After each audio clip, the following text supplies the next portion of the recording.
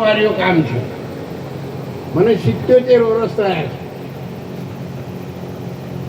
કેદારભાઈ સાહેબનો પરિવાર, એમના બાળકો ખૂબ નાના હતા ત્યારથી કંઈક ચોણસમાંથી પરિવારની સાથે હું સંકળાયેલો. આ બહેનો બધા રમતા હતા, એ દીકરી બધી મારી જોડે નાની મોટી થયેલી. એ બધા મને જાણે છે. અત્યાર સુધીના ઇતિહાસમાં સમાજમાં એકતા લાવવાનું કામ, વ્યસન મુક્તિનું કામ, અંધશ્રદ્ધાઓથી લોકો દૂર થાય એ કામ છેલ્લા 55 વર્ષથી મેં કર્યું છે. અને રોટલો લોકોને ખવડાવ્યો છે. એ રોટલો WHO સંસ્થા દ્વારા વર્લ્ડ બુક રેકોર્ડ સુધી આપણે પહોંચાડ્યો છે. ગરીબોનો રોટલો. હું પણ ગરીબ છું. મારી સાથે ગરીબ અને મધ્યમ વર્ગના છે. કોઈ અઢળક ધનપતિ અમારો સંગ કરે જ નહીં. તો નાચ જાતથી એક બાજુ કઈ નાખો, ગમે તે કરો. પણ છતાં ભગવાને આપણી ગરીબોની અરજી સ્વીકારી અને આખી દુનિયાના ઇતિહાસમાં, ભારતમાં અત્યાર સુધી વર્લ્ડ બુક સુધી કોઈ પહોંચ્યું નથી. તે રોટલો સાહેબ આપણી ગરીબોની દુઆથી ના બેન દીકરીઓ તમારા બધાના આશીર્વાદથી પહોંચાડ્યો. ગઈ સાલ રણુજામાં આપણે આશ્રમ શરૂ કર્યો છે. તો ગુજરાતી ભાઈ બહેન દીકરીઓને બહુ તકલીફ પડતી હતી. 10 વર્ષ સુધી લોકોએ મને કહ્યું, ગઈ સાલ જેઠ સુધી એકમથી આપણે આશ્રમ શરૂ કર્યો વિના મૂલ્યે. આપણા બધા આશ્રમો વિના મૂલ્યે જ છે સાહેબ. 15 દિવસ પહેલા બોર કર્યો. લગભગ 1000 થી 1500 બોર છે રણુજામાં.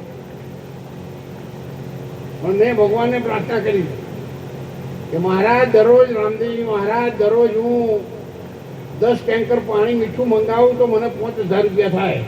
એક ટેન્કરના 500 રૂપિયા રહે. તો મહારાજ મારી પાસે ગરીબ છે સમાજ, અને ગરીબ સમાજ રોજના 500 રૂપિયા, 5000 રૂપિયા અહીં આપી શકે નહીં. અને એક મહિને 1.5 લાખ રૂપિયા જેટલો ખર્ચો થાય તો 10-15 વર્ષ સુધી કેટલો થાય? એના કરતાં મને બોર કરાવવા દે. બધે તપાસ કરી એટલે બધે મારા ખાવા પાણી છે. મેં રામદેવજી મહારાજ ઉપર ભરોસો રાખ્યો તો મહારાજ અરજી ભાઠી બકરો ચારતા હતા અને રામદેવજી મહારાજ સાધુ બની આવ્યા હતા.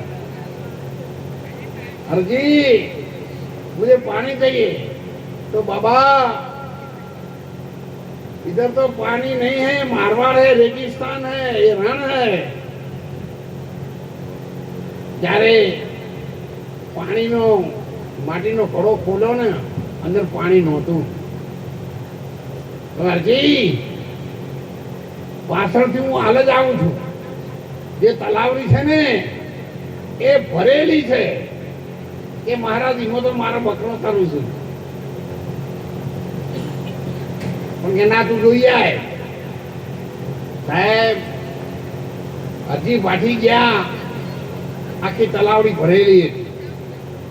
અંદર પાણી પીધું, મીઠું લાગ્યું, ભરીને આવ્યા. બાપા પાણી તો મીઠું છે હો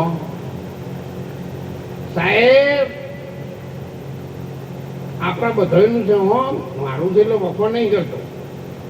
પણ આખા રણુજામાં આપણા બોરમાં 170% મીઠું પાણી થયું અત્યાર સુધીના ઇતિહાસમાં.